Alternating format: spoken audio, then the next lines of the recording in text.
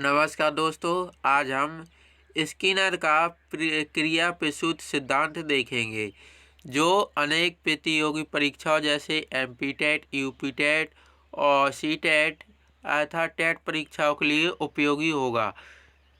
तो पहली स्लाइड है। क्रिया प्रसूत सिद्धांत का प्रतिपादन सन 1938 में स्किनर ने किया था। प्रश्न आ जाता है कि क्रिया प्रसूत सिद्धांत का प्रतिपादन किसने किया था। तो क्रिया प्रसूत सिद्धांत का प्रतिपादन किया था स्किनर ने सन 1938 में। स्किनर ने स्किनर का पूरा नाम B.F. स्किनर भी कहीं कहीं लिखा आ जाता है, तो B.F. स्किनर। और फिर इसके बाद यहाँ पर कुछ स्किनर की पुस्तकें दी है, जैसे दी है द टेक्नोलॉजी ऑफ टीचिंग, फिर दूसरी पुस्तक है ऑर्गेनिज्म ऑफ बिहेवियर, और तीसरी पुस्तक है बेल्डन 2। और स्किनर ने अपने प्रयोग चूहों और कबूतर पर किए थे। प्रश्न आ जाता है कि स्किनर ने अपने प्रयोग किस पर किए थे। तो स्किनर ने अपने प्रयोग किस पर किए थे? चूहों और कबूतर पर। और क्रिया प्रसूत सिद्धांत के अन्य नाम भी हैं RS थ्योरी अर्थात RS सिद्धांत, सक्रिय अनुबंधन सिद्धांत, अधिगम का साधनात्मक सिद्धांत और अधिगम का नैमित्तिक सिद्धांत, इन नामों से भी जाना जाता है। अब हम आगे देखते हैं।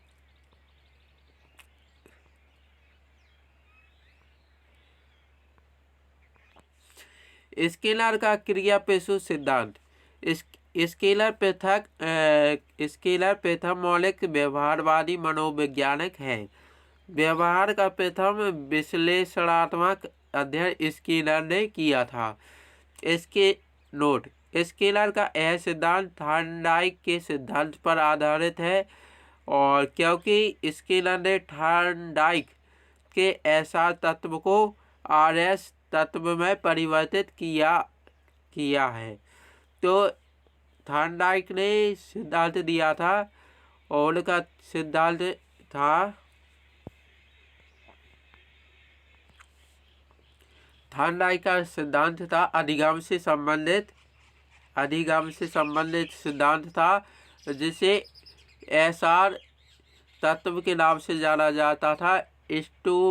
स्टिमुलस रिस्पॉन्स अर्थात उद्दीपन अनुक्रिया सिद्धांत के नाम से जाना जाता था। उनको आरएस तत्व में परिवर्तित किया। थॉर्नडाइक का सिद्धांत क्या था? एसआर सिद्धांत, और स्किनर को आरएस सिद्धांत है। अब हम आगे देखते हैं आगे क्या है। स्किनर का क्रिया प्रसूत सिद्धांत। क्रिया प्रसूत से आशय। क्रिया प्रसूत कहते किसे है? तो क्रिया प्रसूत वह व्यवहार जिसका संचालन बिना किसी प्रत्यक्ष उद्दीपक के व्यक्ति की इच्छा पर निर्भर करता हो, क्रिया प्रसूत कहलाता है।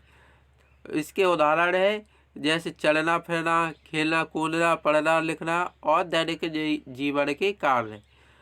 स्केलर ने अपने सिद्धांत का प्रतिपादन करते समय निरंतरता पर सर्वाधिक बल दिया था।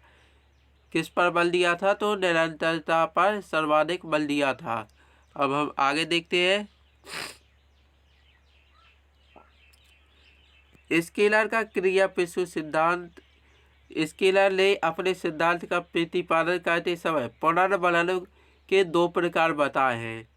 स्केलर ने अपने सिद्धांत का प्रतिपादन करते समय पुनर्बलन के कितने प्रकार बताए? तो पुनर्बलन के दो प्रकार बताए हैं। नंबर 1 सकारात्मक पुनर्बलन, नंबर 2 नकारात्मक पुनर्बलन। सकारात्मक पुनर्बलन तो क्रिया में नवीन तत्व जुड़ने पर क्रिया की गति में वृद्धि हो, उसे सकारात्मक पुनर्बलन कहते हैं। सकारात्मक पुनर्बलन किसे कहते हैं? क्रिया में नवीन तत्व जोड़ने पर क्रिया की गति में वृद्धि हो, तो उसे सकारात्मक पुनर्बलन कहते हैं। अब इसके बाद है सकारात्मक पुनर्बलन दो प्रकार का होता है। नंबर 1 प्राथमिक सकारात्मक पुनर्बलन, नंबर 2 द्वितीय सकारात्मक पुनर्बलन। प्राथमिक सकारात्मक पुनर्बलन क्या है? वह है पुनर्बलन जिसे व्यक्ति स्वयं को ही प्रदान करे, वो उसे क्या कहते हैं? सकारात्मक पुनर्बलन। जैसे भोजन, पानी, नींद, मलमूत्र त्यागना आदि। फिर इसके बाद द्वितीय सकारात्मक पुनर्बलन वह पुनर्बलन जिसे दूसरों के द्वारा प्रदान किया जाए, उसे द्वितीय सकारात्मक पुनर्बलन कहते हैं। जैसे प्रशंसा, पद प्रतिष्ठा, शाबाशी, मेडल, सम्मान, उपाधि। तो द्वितीय सकारात्मक पुनर्बलन किसे कहते हैं? जो दूसरे द्वारा दिए जाते हैं या दूसरे के द्वारा दिए जाते हैं। और प्राथमिक सकारात्मक पुनर्बलन में स्वयं को ही प्रदान किया जाता है, जैसे भोजन, पानी, नींद, मलमूत्र आदि। अब इसके बाद आगे देखते हैं नकारात्मक पुनर्बलन। किसी क्रिया में किसी तत्व को हटाने या किसी तत्व को जोड़ने को क्या कहते हैं? नकारात्मक पुनर्बलन। किसी तत्व के प्रभाव को कम कर देने पर क्रिया की गति में वृद्धि होती है, तो इसकी परिभाषा क्या है? नकारात्मक पुनर्बलन की क्रिया में से किसी तत्व को हटाने या किसी तत्व के प्रभाव को कम कर देने पर क्रिया की गति में वृद्धि होती है, तो उसे नकारात्मक पुनर्बलन कहते हैं। जैसे धूप से बचने के लिए काला चश्मा पहनना, दुर्घटना से बचने के लिए हेलमेट पहनना, सीट बेल्ट लगाना, कोरोना से बचने के लिए मास्क पहनना, और सर्दी से बचने के लिए गर्म कपड़े पहनना, और परीक्षा में एक से अधिक पेन ले जाना। पुनर्बलन शब्द का प्रयोग स्किनर ने किया था। अब हम आगे देखते हैं। स्किनर ने अपने सिद्धांत का प्रतिपादन करते समय दो प्रकार की अनुसूचियां बनाई। नंबर 1 सतत पुनर्बलन अनुसूची, नंबर 2 आंशिक पुनर्बलन अनुसूची। सतत पुनर्बलन अनुसूची प्रत्येक क्रिया के पश्चात दिया जाने वाला पुनर्बलन सतत पुनर्बलन कहलाता है। आंशिक पुनर्बलन अनुसूची समय, परिस्थिति, आवश्यकता के अनुसार दिया जाने वाला पुनर्बलन आंशिक पुनर्बलन कहलाता है। आंशिक पुनर्बलन दो प्रकार का होता है, अनुपात पुनर्बलन और अंतराल पुनर्बलन।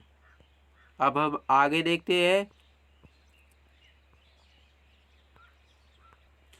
अनुपात पुनर्बलन कार्य क्रिया की मात्रा के आधार पर होता है और यह भी दो प्रकार का होता है, निश्चित अनुपात पुनर्बलन और अनिश्चित चर अनुपात पुनर्बलन।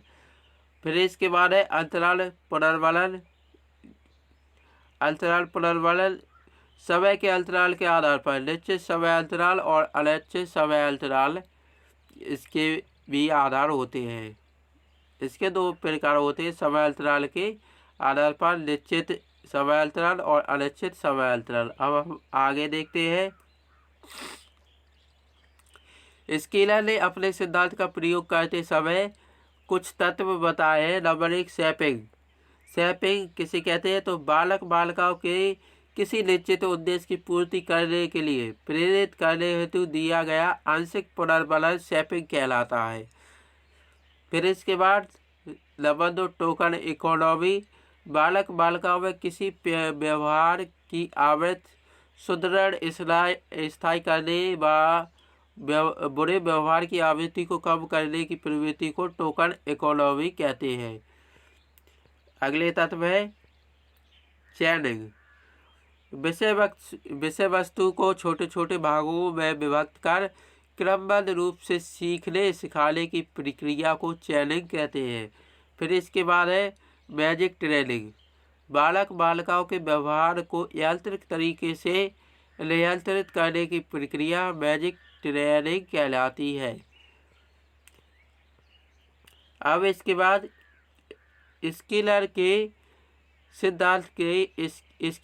क्रिया पेशु सिद्धांत के शैक्षणिक महत्व दिए हैं यहाँ पर। नंबर 1 सामान्य बालक बालिकाओं को सीखने में सहायक। नंबर 2 पुनर्बलन पर सर्वाधिक बल। नंबर 3 क्रिया की निरंतरता पर सर्वाधिक बल। नंबर 4, अभिक्रमित अनुदेशन विधि इसी सिद्धांत पर आधारित है। नंबर 5, मनोरोगियों के उपचार में सहायक। नंबर 6, बालक बालिकाओं को निदानात्मक एवं उपचारात्मक शिक्षण में सहायक। तो दोस्तों यह स्केलर का क्रिया पेशु सिद्धांत था, और हो सकता है इसमें कुछ कमी रह गई हो तो हमें आप कमेंट बॉक्स में बता सकते हैं, जिससे हम इसी सिद्धांत का अगला वीडियो अपलोड करेंगे तो उसमें जब वो बातें शामिल कर सके। अगर आपको यह वीडियो अच्छा लगा हो तो अपने दोस्तों के साथ शेयर करें। वीडियो देखने के लिए बहुत बहुत धन्यवाद।